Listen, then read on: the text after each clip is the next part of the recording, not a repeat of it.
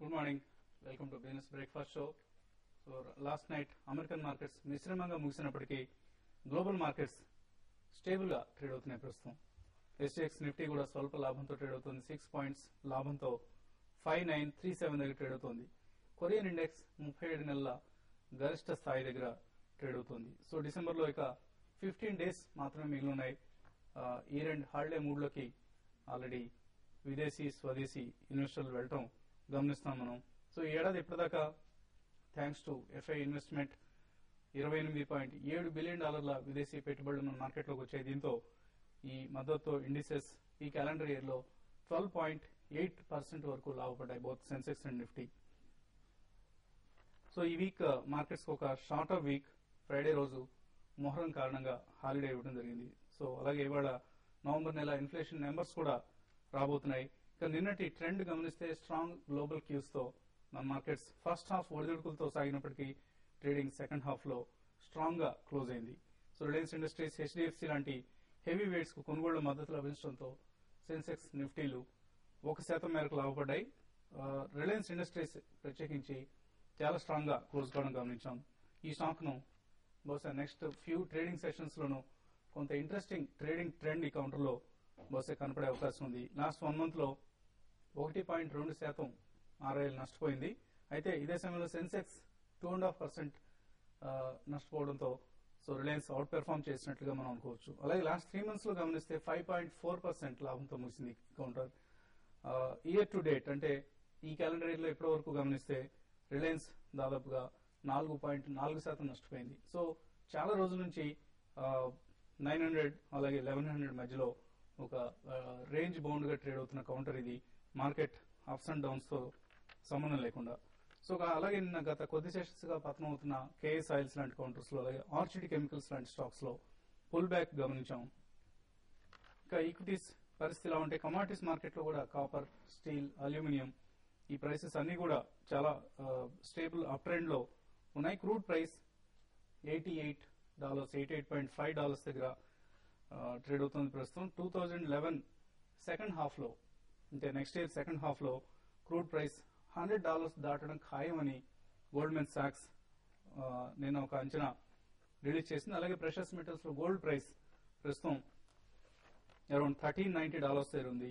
ఇది $1690 టచ్ చేసే అవకాశం ఉంది నెక్స్ట్ 1 year లో అని కూడా గోల్డ్మెన్ సాక్స్ చెప్తోంది. సో ప్రెషస్ మెటల్స్ లో నెక్స్ట్ 1 year లో 20% రిటర్న్స్ రావడం ఖాయమని కూడా గోల్డ్మెన్ సాక్స్ రిపోర్ట్ చెప్తోంది. సో ఓవరాల్ గా కమాడిటీస్ లో ఒక స్ట్రాంగ్ అప్ ట్రెండ్ మనం గమనిస్తున్నాం in spite of the global uncertainties and China లాంటి మార్కెట్స్ లో వస్తున్న అప్హేవల్స్ ఇవన్నీ ఉన్నా కూడా కమాడిటీస్ లో మాత్రం అప్ ట్రెండ్ కొనసాగుతుంది. IPO మార్కెట్ లో పంజాబ్ అండ్ సింధ్ బ్యాంక్ ఈ IPO నిన్న ప్రారంభమైంది. 113 to 120 రూపీస్ ప్రైస్ బ్యాండ్ లో ఈ షేర్స్ ఆఫర్ చేస్తున్నారు. ఈ ఇష్యూ ఇప్పుడు దాకా 1.58 times సబ్స్క్రైబ్ అయింది. సో ప్రైస్ బ్యాండ్ అట్రాక్టివ్ గా ఉంది. బ్యాంక్ ఫండమెంటల్స్ తో పోలిస్తే కొంత ఇన్వెస్టర్స్ కు లిస్టింగ్ టైంలో గెయిన్స్ వచ్చే విధంగా ప్రైసింగ్ ఉన్నట్లుగా కనిపిస్తుంది. సో సబ్స్క్రైబ్ చేయడం మనం కూడా నిన్న ప్రోగ్రామ్ లో రికమెండ్ చేయడం జరిగింది. సో అక్టోబర్ లో రైట్స్ ఇష్యూలు కావచ్చు, IPOలు కావచ్చు భారీ మొత్తాన్ని సమీకరించాయి. అలాగే నవంబర్ నెల కూడా ఆప్టిమిస్టిక్ గా క్లోజ్ అయింది. బట్ డిసెంబర్ లో కొంత సబ్డ్యూట్ ట్రెండ్ నెలకొంది because of the secondary market conditions. ఇక మార్కెట్ ట్రెండ్స్ పై మరిన్ని అంశాలు మనకు వివరించేందుకు అనలిస్ట్ సుందర్ అలాగే mutual fund expert Ram Prakash గారు సిద్ధంగా ఉన్నారు. సో నిన్నటి పుల్ బ్యాక్ ఏదైతే మనం సెకండ్ హాఫ్ లో గమనించామో అదే పుల్ బ్యాక్ ను కంటిన్యూ అవుతుంది, సస్టైన్ అవుతుంది అని అనుకుంటున్నారా? మార్కెట్ నా ఉద్దేశంలో కొంచెం షార్ట్ టర్మ్ అప్ ట్రెండ్ లోకి ప్రవేశించేది కనిపిస్తుంది. ఎందుకంటే టెక్నికల్ గా 3 కారణాలు చెప్పొచ్చు. ఒకటి, వీక్లీ చార్ట్ లో చూస్తే సపోర్ట్ తీసుకొని ఒక కన్సాలిడేషన్ పాజిటివ్ గా కనిపించింది. అలాగే షార్ట్ టర్మ్ చూస్తే కనుక టెక్నికల్ ఇండికేటర్స్ అన్ని కూడా కొంచెం ఓవర్సోల్డ్ సిచ్యువేషన్ నుంచి కొంచెం పాజిటివ్ గా మారింది. అలాగే మూడో కారణం చూస్తే కనుక heavy weight Reliance, HDFC, doctor Reddy, axis bank, ICICI bank ఇవన్నీ కూడా ఒక టెక్నికల్ గా ఒక స్మాల్ బ్రేక్అవుట్ కూడా రావడం జరిగింది. దీన్ని బట్టి చూస్తే కనుక మార్కెట్ ఒక షార్ట్ టర్మ్ అప్ ట్రెండ్ లో ప్రవేశించింది. ఈ లెవెల్లో కొంచెం కాషియస్ గా బయింగ్ పొజిషన్ తీసుకోవచ్చు, కానీ స్ట్రిక్ట్ గా కింద ఒక స్టాప్ లాస్ పెట్టుకోండి. నెక్స్ట్ మేజర్ రెసిస్టెన్స్ 6075 అంటే ఇంచుమించు ఒక 150 పాయింట్ల దాకా ఉందని చెప్పొచ్చు. 6075, 6100 పైన నిలబడితే ఒక స్ట్రాంగ్ బుల్లిష్ ట్రెండ్ మనం ఎక్స్పెక్ట్ చేయొచ్చు. మా ఉద్దేశంలో మార్కెట్ 2-3 days పాజిటివ్ గా ఉంటుంది. ఇక ఇంట్రాడేకి వస్తే కనుక 5930 దగ్గర రెసిస్టెన్స్ కనిపిస్తుంది. జస్ట్ ఒక 10-15 పాయింట్స్ పైన గ్లోబల్ క్యూస్ అలాగే సింగపూర్ ట్రెండ్ చూస్తుంటే కనుక మార్కెట్ ఇంచుమించు స్వల్ప పాజిటివ్ ట్రెండ్ ఓపెన్ అయ్యే అవకాశం ఉంది. ఏమాత్రం 5930 పైన నిలబడితే కనుక లాంగ్ పొజిషన్ తీసుకోవచ్చు. టార్గెట్ ఒక 30-40 పాయింట్స్ తోటి ఇంట్రాడే నిఫ్టీ పొజిషన్ తీసుకొని మీరు హైయర్ లెవెల్లో క్లోజ్ చేయొచ్చు. షార్ట్ పొజిషన్ తీసుకోవాలి అనుకున్న వాళ్ళు మటుకు ఈ లెవెల్లో తీసుకోవడం మంచిది కాదు. అన్లెస్ మార్కెట్ రిపీటెడ్ గా ఒక 5 మినిట్స్ 10 మినిట్స్ 5900 కింద కన్సిస్టెంట్ గా ట్రేడ్ అవుతాయి షార్ట్ పొజిషన్ తీసుకోవాలి. సో 59 పైన ఉన్నంతసేపు 80% షార్ట్ పొజిషన్ తీసుకోకూడదు. సో మిడ్ క్యాప్ లో కొన్ని ఫండమెంటల్ గా ఫార్మా, ఐటీ, బ్యాంక్స్ వీటిలో కూడా కొంచెం లాంగ్ పొజిషన్ కాషియస్ తీసుకోవచ్చు. మార్కెట్ ఒక మైనర్ అప్ ట్రెండ్ లోకి ప్రవేశించినట్టుగా కనిపిస్తుంది. ఓకే అండి. సో మ్యూచువల్ ఫండ్ మార్కెట్ లో ఏం జరుగుతుంది ఇప్పుడు? ఏదైతే మనం డౌన్ ట్రెండ్ గమనించామో దీన్ని ఫండ్స్ కొంతవరకు ఉపయోగించుకుంటున్నట్లు కనిపిస్తుంది. డిక్లైన్స్ ని బయింగ్ కి లాస్ట్ ఫ్యూ సెషన్స్ లో domestic institutional investors mutual funds net buyers గా కనిపిస్తున్నారు మార్కెట్ లో. One area is that. తర్వాత ఆపర్చునిటీస్ తీసుకుంటున్నారు. కొన్ని లార్జ్ క్యాప్ స్టాక్స్ ఏవైతే బీటెన్ డౌన్ ఉన్నాయో దానిలో ఇన్వెస్ట్ చేస్తున్నారు. అదే మల్టీ క్యాప్ ఫండ్స్ ఏవైతే ఉన్నాయో దానిలో కూడా మీకు మిడ్ క్యాప్స్ లో చాలా డౌన్వర్డ్ ర్యాలీ వచ్చింది కాబట్టి దానిలో కూడా ఆపర్చునిటీస్ తీసుకొని దానిలో ఇన్వెస్ట్ చేస్తున్నారు. కానీ from investor perspective I think nothing to panic. దానిలో మీరు కంటిన్యూస్ గా మీరు స్టే పుట్ ఇన్వెస్టెడ్ ఉంటే బాగుంటుంది. From short term perspective last time ఏదైతే డిస్కస్ చేసినామో ఎఫ్ఎంపీస్ కూడా బాగానే ఉన్నాయి. ఇప్పుడు FMPs almost 1 month to 3 months. 1 month FMP probably next 2 days you have 8% to 8.2 yield వరకు కూడా వస్తుంది. సో ఎవరికైతే రిస్క్ అవర్స్ ఉన్నారో వాళ్ళకి ఎఫ్ఎంపీస్ షార్ట్ టర్మ్ ఎఫ్ఎంపీస్ ఉన్నాయి. అదే మాదిరిగా ఈక్విటీస్ లో ఇన్వెస్ట్ చేయాలనుకుంటే కంటిన్యూస్ గా సిస్టమేటిక్ ట్రాన్స్ఫర్ ప్లాన్ అనేది ప్రాబ్లీ లార్జ్ డైవర్సిఫైడ్ ఫండ్స్ కానివ్వండి, మల్టీ క్యాప్ ఫండ్స్ కానివ్వండి తీసుకొని ఒక lump some say for example someone wants to invest 5 lakhs అనుకోండి. ఆ 5 lakhs 10 installments లో 50,000 చొప్పున మంత్లీ ఇన్వెస్ట్ చేసుకుంటూ వెళ్తే వాళ్ళకి బాగా రిటర్న్స్ వస్తాయి.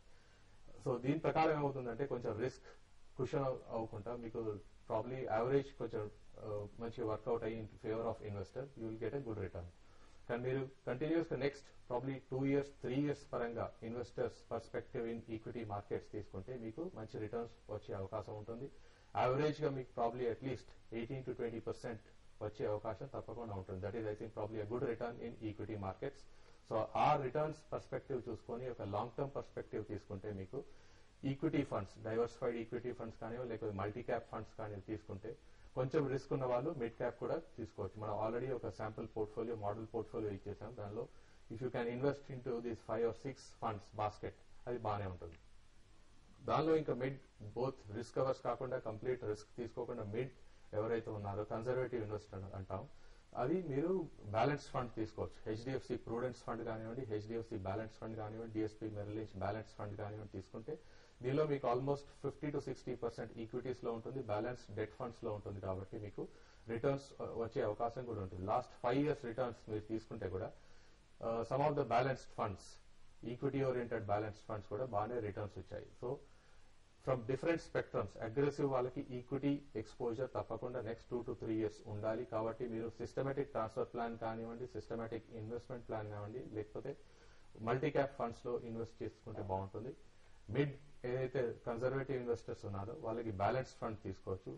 కానీ నెక్స్ట్ 2 to 3 months ఏవైతే రిస్క్ అవర్స్ ఉన్నారో కొంచెం పానిక్ లో ఉన్నారో వాళ్ళకి fixed maturity plans mutual funds ద్వారా తీసుకోవచ్చు. ఓకే అండి. కాలర్ లైన్ ఉన్నారు విజయవాడ నుంచి రఘురామారావు లైన్ ఉన్నారు. రఘురామారావు గారు నమస్తే సార్. నమస్తే అండి. నమస్కారం. నమస్తే సార్. చెప్పండి, అడగండి. సార్ పిఎస్యూ బ్యాంక్స్ పరిచయండి సార్. పిఎస్యూ బ్యాంక్స్ అంటే పిఎస్యూ బ్యాంక్స్ లో ఏం చేద్దాం అనుకుంటున్నారండి? మీరు బై చేద్దాం అనుకుంటున్నారా ఇప్పుడు, లేదా ఆల్రెడీ హోల్డింగ్స్ ఉన్నాయి? నేను ట్రేడర్ అండి. ట్రేడర్. ట్రేడర్ అండి. సో ఏదైనా పర్టికులర్ కౌంటర్స్ ఐడియా ఉందా మీకు? ఐడిబిఐ బ్యాంక్ పరిచయండి సార్. ఓకే అండి. ఐడిబిఐ బ్యాంక్ ఉన్న పిఎస్యూ స్టాక్స్ బ్యాంక్స్ అన్నింటిలో చూస్తే కనుక IDBI bank most strongest bank గా కనిపిస్తుంది. అలాగే entire banking sector banking index చూస్తే కనుక ఒక రీజనబుల్ రేట్ వచ్చింది, కొంచెం మంచి అట్రాక్టివ్ వాల్యుయేషన్స్ వచ్చినట్టు చెప్పొచ్చు. ఇందాక చెప్పినట్టుగా మార్కెట్ అలాగే బ్యాంక్స్ కూడా ఒక షార్ట్ టర్మ్ రికవరీ అనేది వస్తుంది. సో మీరు కరెక్ట్ గానే సెర్చ్ చేశారు. ఉన్న బ్యాంక్స్ అన్నింటిలో చూస్తే కనుక ఐడిబిఐ ఈ రేట్ లో కొంచెం రిస్క్ తక్కువ, కొంచెం పొటెన్షియల్ రివార్డ్ కూడా కొంచెం ఎక్కువే. మీరు కాన్షియస్ గా 150 కరెంట్ రేట్ 155 లెవెల్స్ మీరు తీసుకోవచ్చు. ఏమాత్రం మార్కెట్ కొంచెం స్ట్రాంగ్ గా ఉందంటే కనుక 185, 190 వరకు వెళ్ళే అవకాశం ఉంది. సో షార్ట్ టర్మ్ కి కానీ అలాగే మీడియం టర్మ్ కానీ ఐడిబిఐ బ్యాంక్ బాగానే ఉంటుందని నా ఉద్దేశం. ఓకే అండి. సో మరిన్ని కాల్స్ తీసుకోబోయే ముందు ఇప్పుడు చిన్న బ్రేక్ తీసుకుందాం.